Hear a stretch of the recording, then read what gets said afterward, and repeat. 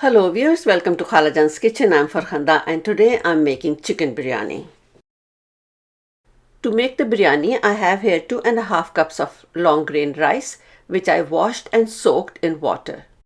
1.5 pounds of boneless chicken thighs cut into bite-sized pieces.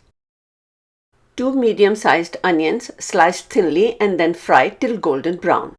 1/3 cup tomato puree, 3/4 cup yogurt, 1 tablespoon paprika, 1 tablespoon ground coriander, half a teaspoon chili powder, 1 tablespoon ground cumin, 1 teaspoon of salt or to taste, and 2 teaspoons of garam masala. 1 pinch of saffron soaked in 2 tablespoons of milk.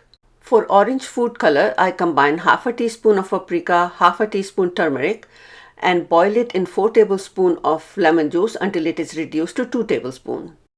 2 tablespoons of lemon juice, 1/3 cup of oil, 2 teaspoons of ginger garlic paste, a handful of fresh mint leaves, 1 handful of chopped green coriander. I've also taken half a lemon, sliced it thinly and then cut into very small pieces. This is optional. And we will need 2 thinly sliced green chilies. Besides all these ingredients, we will also need 8 to 9 cups of water and 2 teaspoons of salt to season the water. For tempering, we will need 1 teaspoon of whole cumin seeds, 1 inch long piece of cinnamon stick, 2 green cardamoms, and 2 bay leaves. I placed a pot on medium-high heat and added the oil. Once the oil was hot enough, we will add all the tempering spices. We will fry these whole spices in hot oil for about 10 to 15 seconds and then we will add the ginger garlic paste along with our tomato puree. If you do not have tomato puree, you can use 2 or 3 medium-sized tomatoes and grind them and use those instead. At this time, we will add all our ground spices as well. In this recipe, we do not need pre-prepared biryani masala because all the spices that we are using are the same as used in a pre-prepared masala. We will mix all the spices and the tomatoes and then add the yogurt. Before we add it, we have to stir it so that it's very smooth, otherwise it will curdle. We will mix the yogurt with the masala and cook it for about 1 to 1.5 minutes or until all the moisture has evaporated and it has released some oil. At this time, we will add the chicken thighs. Chicken thighs have a lot of flavor and by taking boneless thighs, it will reduce our cooking time.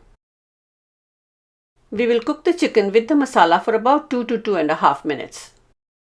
Up till now, the chicken has been cooking on medium-high heat. At this stage, we will add the lemon juice and half a cup of water and reduce the heat to medium-low. Cover the pot and cook it until the chicken is tender. The chicken has been cooking for 3 minutes and it's perfectly done. At this stage, we will add half of the fried onions, half of the fresh mint leaves, half of the fresh coriander, and half of the sliced green chilies. After adding all these ingredients, we will cook the chicken for another 1 to 2 minutes and then set it aside and get the rice ready. To prepare the rice, we need a large pot and we will add 8 cups of water to the pot, add 2 teaspoons of the salt and 4 teaspoons of oil. Cover the pot and cook the water on high heat until it comes to a rolling boil.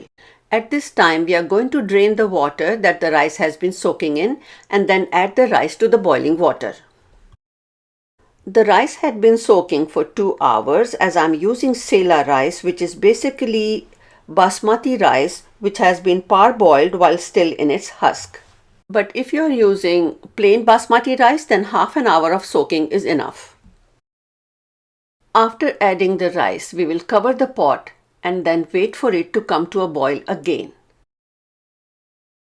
We will let the rice cook until it is 2/3 done. We don't want to overcook the rice at this stage because it will be cooking with the chicken masala. After the rice is 2/3 cooked, we are going to drain it and then take half of the rice out, add the layer of cooked chicken, and then add the saffron which has been soaking in milk. At this time, we are also going to add half of the remaining fried onions, rest of the fresh mint and the green coriander, and then layer it with the lemon slices. Now the lemon slices are optional. I love them because while you're eating, you get a sudden burst of tangy lemon juice and it is delicious. Next, we will add the remaining boiled rice and spread it around to cover the chicken. To give the biryani its traditional orange color, I'm using my homemade concoction. But if you want, you can't use the orange food color. It comes in a powder form. You can mix half a teaspoon of that with 2 teaspoons of water and just sprinkle it over the rice.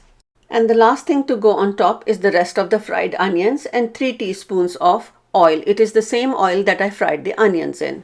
Now we will cover the pot with tin foil and put the lid on. At this time, I'm going to increase the heat to high, cook the biryani on high for 2 minutes, then reduce the heat to low and cook it for another 20 minutes. After 20 minutes, the biryani is perfectly done. Now we can remove the lid and the foil, but when we do that, we have to be extremely careful because there's lots of steam inside and we can get burnt.